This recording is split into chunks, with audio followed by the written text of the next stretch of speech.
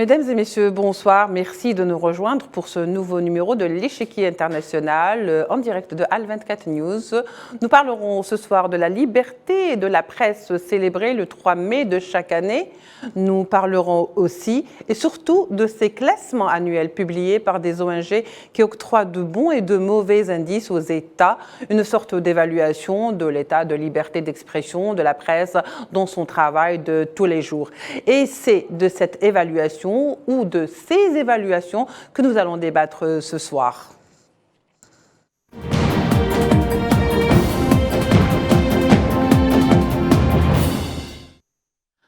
Alors, que valent ces classements et qui sont les personnes qui les émettent? Comment sont-elles élaborées ou comment sont-ils élaborés? À quels critères obéissent-elles ces classements? Ces ONG surtout, sont-elles aussi objectives? Et je parle des ONG qui émettent ces classements, qu'elles le prétendent? Toutes ces questions, nous allons les poser à nos invités que nous accueillons avec beaucoup de plaisir. Gamal Abina, expert en questions internationales, bonsoir. Merci d'avoir accepté notre international. Notre invitation.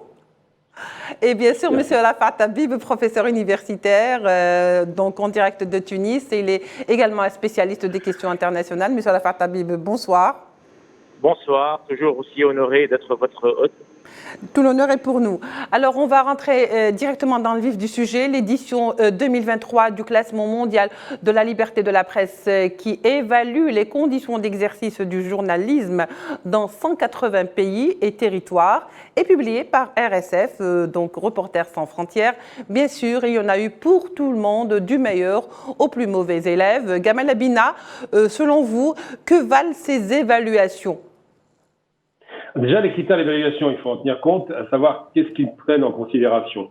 Si on devait parler des critères d'évaluation en termes de diversité de la presse, l'Algérie sort le grand vainqueur de cette diversité, puisqu'en Afrique du Nord, c'est nous qui avons les publications les plus importantes et les plus diverses et variées, que ce soit de la presse francophone ou arabophone. En revanche, ce qu'ils évaluent aussi, c'est la qualité, effectivement, non seulement de la liberté de la presse, mais la qualité surtout de la possibilité de pouvoir s'exprimer librement, indépendamment du pouvoir. Et ça, c'est une question qui se pose avec acuité, surtout récemment, avec la question des journalistes qui ont été mis en prison pour quelques-uns d'entre eux, mis en examen, poursuivis. Et c'est un des critères qu'ils mettent en avant en disant que c'est peut-être une restriction des libertés, sachant que l'Algérie avait tout de même, et il faut le rappeler tout de même, c'est pas rien, dans le monde arabe, une des meilleures positions en matière de liberté de la presse, puisqu'on a de grands dessinateurs comme Dylan, qui ne sont pas forcément aimés du pouvoir, mais qui pouvaient parfaitement s'exprimer, et avec la qualité qu'on lui connaissait, en dépit du fait qu'on ne peut pas être d'accord avec ce qu'il dit, mais que le travail était bien fait. C'est surtout cela qu'il faut prendre en considération.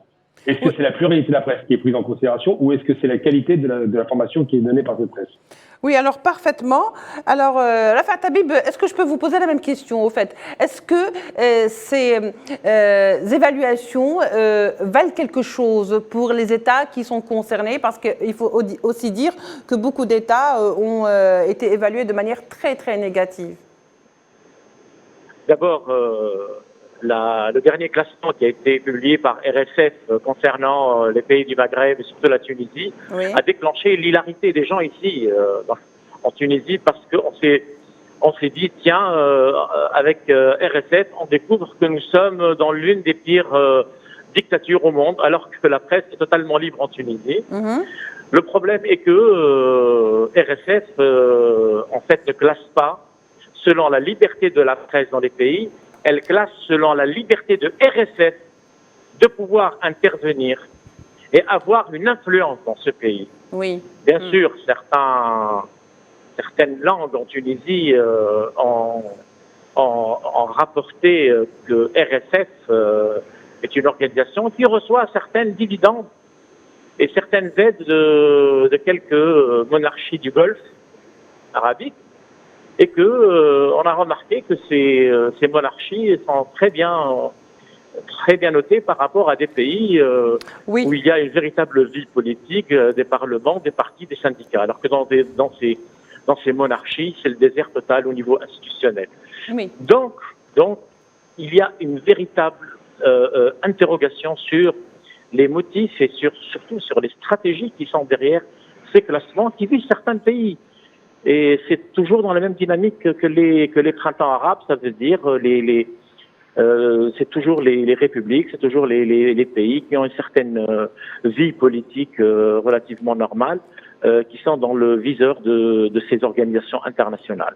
Ah, vous faites très bien de le dire, ce qui nous pousse un petit peu à poser cette question, Gamal Abina. Faut-il accorder du crédit à ces évaluations et à ces classements? Déjà, il faut savoir qu'RSF, c'est une ONG française, évidemment, qui a été à l'époque un temps dirigée par quelqu'un d'extrêmement douteux, puisque d'extrême droite, un ancien d'Algérie française, un ancien rapatrié, qui était Monsieur Ménard, dont on se souvient des sorties hasardeuses et extrêmement racistes pour un homme qui devait évaluer la qualité de la presse, alors qu'il était payé, c'est bien de le rappeler, par un pays du Golfe, le Qatar en l'occurrence, et qu'il n'a pas supporté le fait que le Qatar le paye moins que ce qu'il espérait. À ce moment-là, il a changé de position. Il a donc changé la position de son ONG RSF en critiquant le Qatar, alors qu'avant, il faisait des louanges à ce pays. Je ne dis pas que le Qatar est pire qu'un autre. Je dis simplement que c'est vrai que, et ça vient d'être souligné, la presse dans les pays, les républiques en l'occurrence, donc avec un peu plus de liberté malgré tout, cette presse est très décriée, alors qu'on ne dit que très peu de mots sur les monarchies qui sont, elles, par contre, totalement verrouillées. Vous ne pouvez pas critiquer un seul dirigeant de monarchie sans risquer d'aller en prison, sans procès, bien évidemment. On prend l'exemple de l'Algérie pour prendre que c'est l'exemple. Il y a eu effectivement des journalistes qui ont été interpellés. On parle de Radio M et d'autres, avec des procès qui sont mis en place, avec sans doute des condamnations ou pas d'ailleurs, mais surtout la possibilité de pouvoir s'exprimer, de se défendre. Ça existe. Dans ces monarchies, la défense est impossible. Il n'y a pas de procès, c'est une mise en prison, et c'est une presse qui est sous contrôle. Alors évidemment, mettons de côté le Qatar qui a quand même bénéficié d'Al Jazeera, qui a quand même essayé d'ouvrir un petit peu la diversité, malgré tout, puisqu'il y a beaucoup de gens qui viennent du monde arabe, mais en vérité, la presse dans les pays monarchiques est extrêmement verrouillée et pas tellement mal notée, alors que les pays d'Afrique du Nord, qui sont tous des républiques pratiquement, ces pays sont très critiqués. Pourquoi? Parce que c'est pas forcément une presse qui est favorable à l'Occident. Et c'est très amusant de parler de liberté de la presse de la part d'ONG qui n'ont pas pipé mot, et je tiens à le dire maintenant. Oui. Quand on a censuré de façon violente RT France. Ah oui, on va y revenir, Gamal, on va y revenir, voilà. Certainement. Ah bah tout à fait. Ça, ce sera intéressant à parler, parce que là, bizarrement, la solidarité journalistique, alors cette chaîne n'avait commis aucune infraction réglementaire. L'ARCOM, c'est l'ancien CSA, ne l'a jamais repris sur quoi que ce soit. Je précise, quoi que ce soit, durant 5 ans d'existence. Ça l'a pas empêché de fermer cette chaîne d'autorité pour des fausses raisons, simplement parce que cette presse n'est pas forcément la presse des bien-pensants de France et d'Occident. C'est pour ça que je parlais de crédibilité et de crédit. Rafah Tabib, alors certains pays sont vraiment pénalisés pour une question de décision souveraine qu'ils prennent pour défendre bien sûr leur souveraineté, plus que d'autres, alors que d'autres ne sont même pas inquiétés. On sait très bien que même un soupçon de droit de l'homme n'existe pas. Et puis surtout, RSF ou d'autres ONG sont là pour donner des évaluations, alors que de toute façon, ils sont dirigés par, comme disait donc à l'instant Gamal Abina, par des directeurs ou des présidents qui sont à leur tête et qui sont très versatiles et qui eux-mêmes fonctionnent justement à la solde de certaines puissances. Oui, pas aussi versatiles qu'on le croit. Ils ont des stratégies qui sont très bien tracées et surtout qui suivent le cours des virements qui leur sont faits par certains pays ou certaines puissances.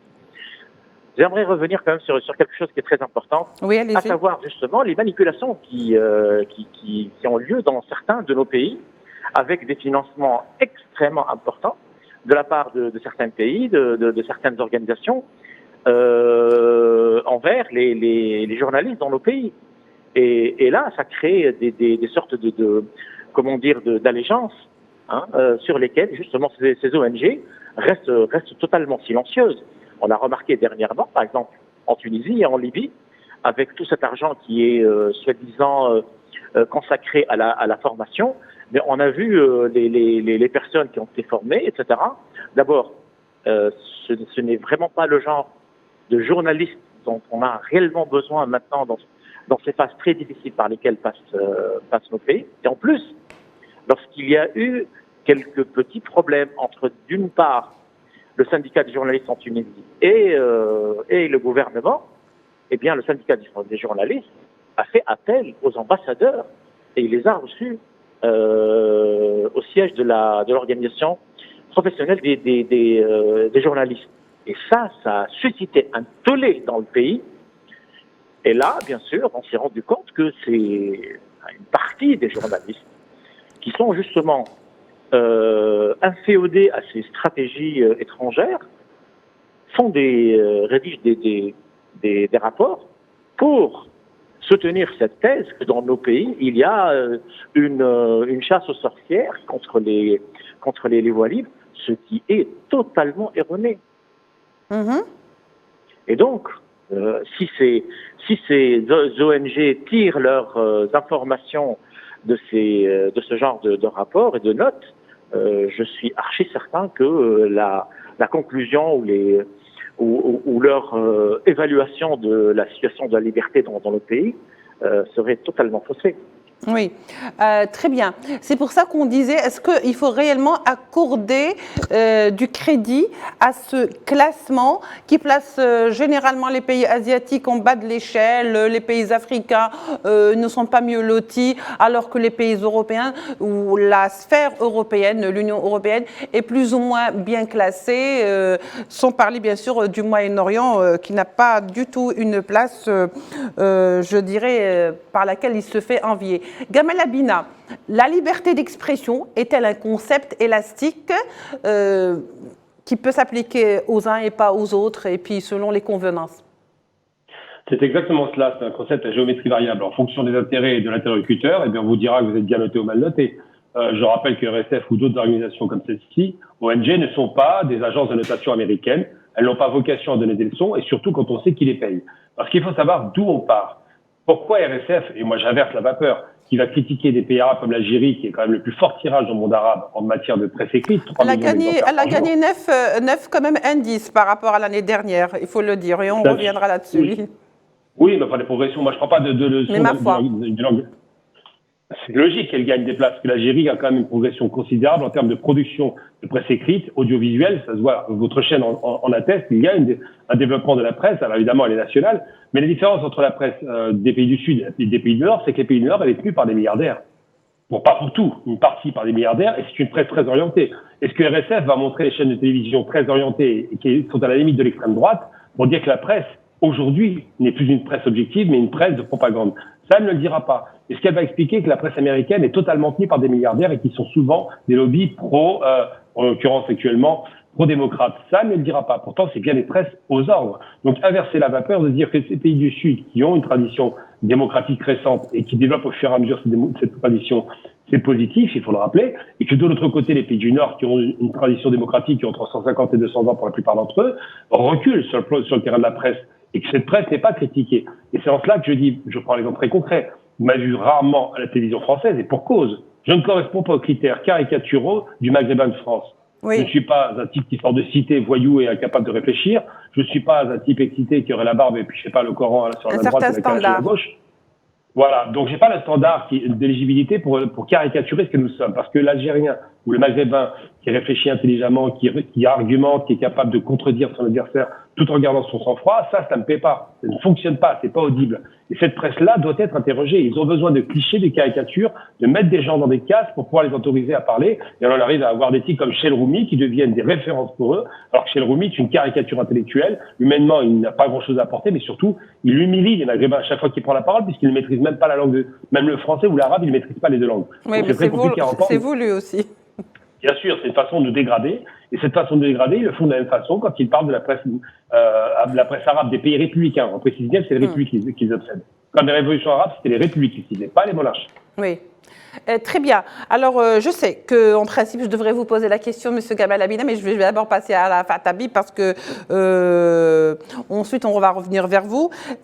D'abord, avant de passer à la suspension de Russia Today, et je m'explique pourquoi les ONG, par exemple, ne dénoncent pas la fermeture de Russia Today au début du conflit en Ukraine. On l'a vu en Allemagne, c'était la première fermeture donc, de Russia Today qui ont été donc priés de plier bagages. Et puis ensuite en France. Alors, est-ce que cela n'est pas dénoncé et pourquoi? Est-ce que cette géométrie variable ou cette façon de voir les choses est valable pour un certain clan et pas pour un autre?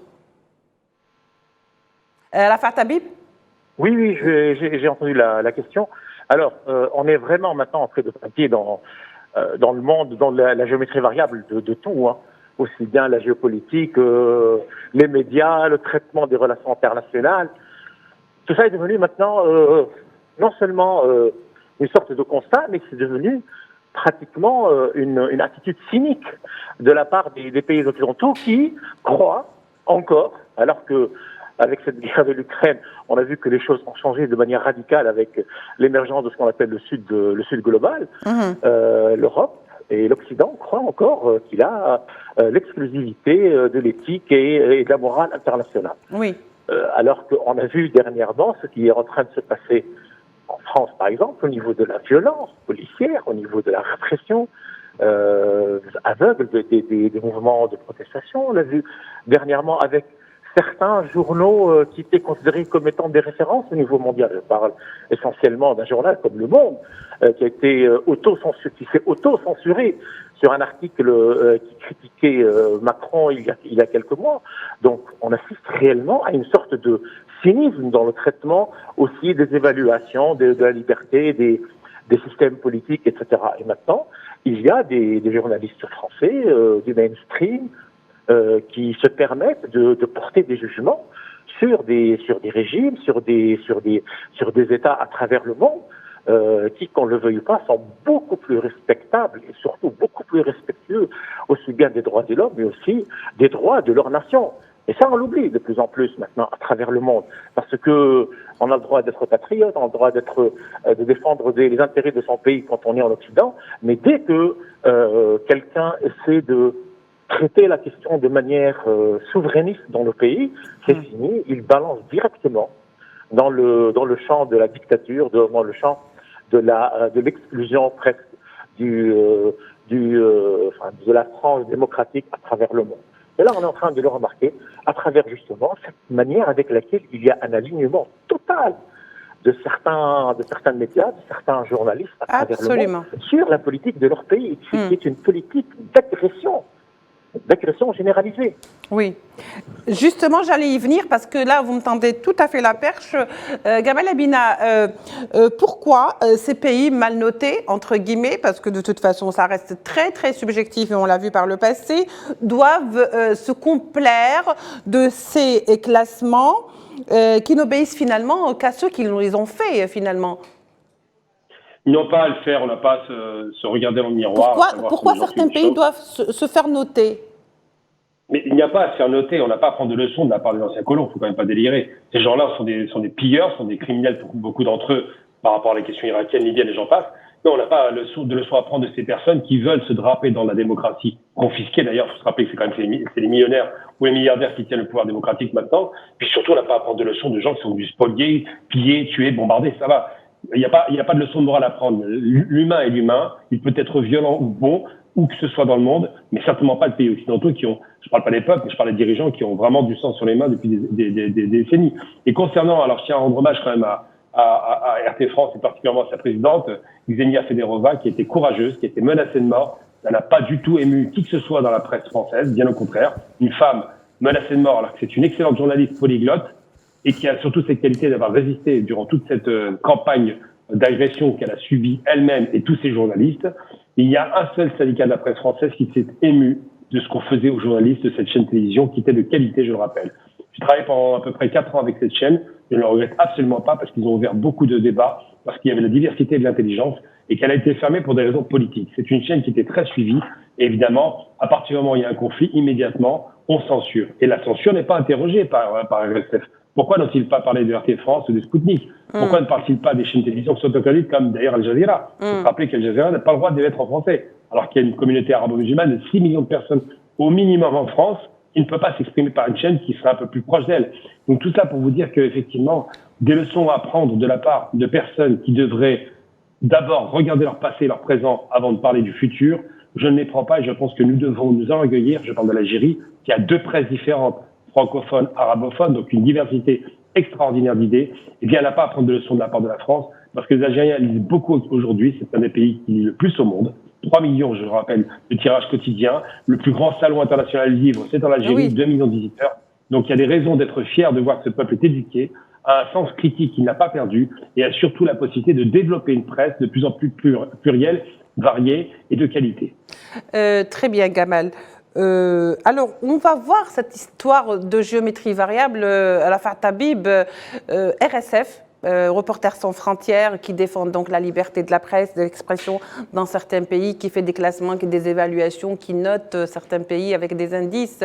Au fait, pourquoi sur certaines situations, par exemple, où il y a, par exemple en Israël, on dénonce très peu, il n'y a même pas le nom d'Israël, par exemple, l'entité sioniste sur la liste et le rapport qui a été élaboré, on parle de Palestine. On a eu le meurtre de Chine Abou Aqla, qui est journaliste, mais bon, la position était là, mais elle était timide, je veux dire, par rapport à d'autres situations où elle était plus ou moins excessive. Alors, comment s'explique tout ça? Pourquoi lorsqu'il s'agit de certains États, eh ben, il y a une ligne rouge et qu'on ne peut pas franchir, même lorsqu'on est une ONG?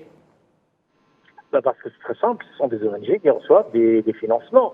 Et ces financements sont conditionnés par des alignements politiques. C'est clair. Vous croyez que ce qui se passe depuis une année avec cette guerre de l'Ukraine a apporté, a écorné la grande certitude qu'on a, à savoir que la première victime d'une guerre, c'est la vérité. Et quand vous voyez le traitement qui est fait par la presse, surtout en France et dans l'Europe occidentale, pour cette guerre, vous avez l'impression que le mensonge s'est installé et que les gens acceptent qu'on leur mente. Presque ils demandent qu'on leur mente et qu'on leur raconte des histoires qui n'ont strictement rien à voir avec la réalité du terrain. Pour ce qui est maintenant de l'agression israélienne et surtout de ce qui est en train de se passer en Palestine, c'est vrai que Chine Abou Aqla est tombé martyr sous les balles de l'armée israélienne, mais tous les jours il y a des gens qui tombent. Tous les jours il y a des gens qui sont soit des producteurs de contenu sur Facebook, etc., qui tombent en martyr tous les jours, et nous on est en train de suivre ça, et on se rend compte que dès qu'il s'agit d'Israël, les langues en France et dans certains pays d'Europe sont bien liées. Chez nous, et essaient d'adopter des attitudes et de voguer entre les écueils, parce que n'oublions pas, il y a des lois, surtout en France, où on n'a pas le droit, par exemple, de traiter de la question de l'antisionisme, etc. Donc il y a une véritable angoisse et une chape de plomb dès qu'il s'agit de la question palestinienne. Donc dans ce sens, oui, on comprend et on fait, et pour nous c'est un des arguments les plus importants qui nous pousse justement à ne donner aucune forme de crédibilité, d'accorder aucune forme de crédibilité à ces évaluations. Parce que non seulement on est en train de voir ce qui se passe dans nos pays de visu, mais on sait que, par exemple, pour la question palestinienne, il y a une totale omerta de la part des médias européens. Et j'ajouterai quelque chose.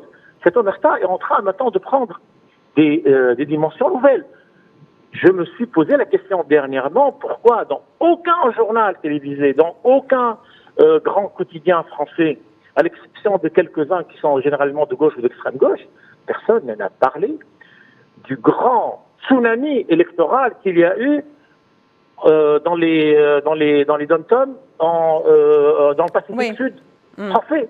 Personne n'en a parlé. Personne n'a dit que, par exemple, les indépendantistes ont dit on ne veut plus maintenant rester au sein de la un département d'outre-mer, oui. Personne n'en a parlé. Personne. Imaginez si, par exemple, il y avait eu une toute petite manifestation quelque part dans un village chez nous demandant l'autonomie ou n'importe quelle autre forme de... on l'aurait vu pratiquement sur toutes les chaînes. Sur toutes les unes, oui, effectivement. Monsieur Arafat Habib, vous voulez rajouter quelque chose avant de passer à Gamal Abina?